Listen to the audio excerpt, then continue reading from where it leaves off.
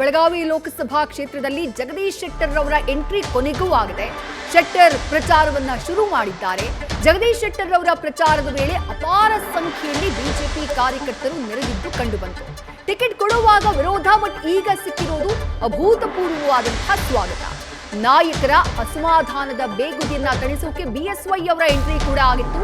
ಸ್ಥಳೀಯ ಮುಖಂಡರ ಮನವೊಲಿಕೆಗೆ ಕಸರತ್ತು ಮುಂದುವರೆದಿದೆ. ಮತ್ತಷ್ಟು ಡೀಟೇಲ್ಸ್ ನಮ್ಮ ಬೆಳಗಾವಿ ಪ್ರತಿನಿಧಿ ಶ್ರೀಕಾಂತ್ ಗಡ್ಡಿ ನೀಡ್ತಾ ಹೋಗ್ತಾರೆ. ಶ್ರೀಕಾಂತ್, ಬೀಗರ ಊರಿಗೆ ಬಂದಂತಹ ಜಗದೀಶ್ ಶೆಟ್ಟರ್ ಅವರಿಗೆ ಕೊನೆಗೂ ಅದ್ಧೂರಿಯಾದಂತಹ ಸ್ವಾಗತ ಸಿಕ್ತು. ಬಟ್ ಅಸಮಾಧಾನ ಕಂಪ್ಲೀಟ್ ಆಗಿ ತಣಿಸೋಕೆ ಶಕ್ತರಾಗಿದ್ದಾರ ಬಿಎಸ್ವೈ ಅಂತ ಹೇಳಿ.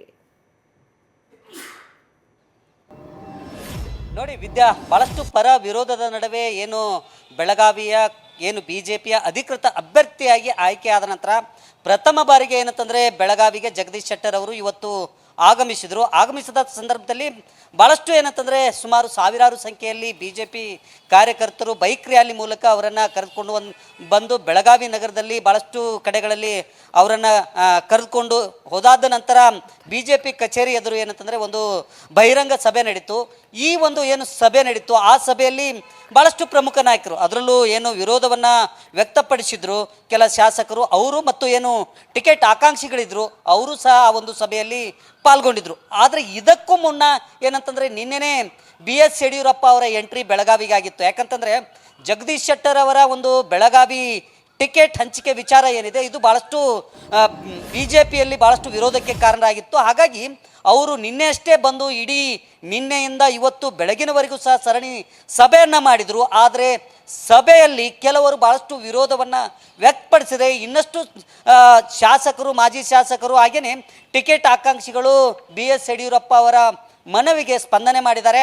ಅದರಲ್ಲೂ ಕೌಟ್ಗಿಮಠ ಅವರು ನಿನ್ನೆ ಏನಂತಂದರೆ ನಡೆದಂಥ ಸಭೆಯಲ್ಲಿ ಭಾಳಷ್ಟು ಆಕ್ರೋಶವನ್ನು ಹೊರಹಾಕಿದರು.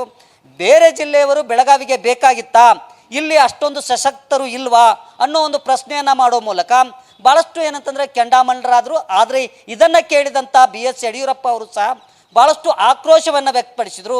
ಇದೇ ರೀತಿ ಮುಂದುವರೆದರೆ ನಾನು ಹೋಗಿಬಿಡ್ತೀನಿ ಅನ್ನೋ ಒಂದು ಸಿಟ್ಟನ್ನು ಅಲ್ಲಿ BJP ಮುಖಂಡರು ಕಾರ್ಯಕರ್ತರ ಮೇಲೆ ಮಾಡಿಕೊಂಡಂಥ ಘಟನೆಯೂ ಸಹ ಇತ್ತು. ಒಟ್ಟಾರೆ ಏನಂತಂದರೆ ಕೆಲವರು ಅಸಮಾಧಾನ ಎಂತು ಅದನ್ನು ಕೈ ಬಿಟ್ಟು ಮತ್ತೆ ಜಗದೀಶ್ ಶೆಟ್ಟರ್ ಜೊತೆ ಕೈ ಜೋಡಿಸಿದ್ರೆ ಇನ್ನೂ ಕೆಲವರು ಅಸಮಾಧಾನ ಮುಂದುವರಿಸಿರುವಂಥದ್ದು ವಿದ್ಯಾ. ಥ್ಯಾಂಕ್ ಯು ಶ್ರೀಕಾಂತ್ ತಮ್ಮ ಡೀಟೇಲ್ಸ್ಗೆ. ನ್ಯೂಸ್ ಫಸ್ಟ್ ನಿರ್ಭೀತಿಯಿಂದ ನಿಮ್ಮ ಪರವಾಗಿ.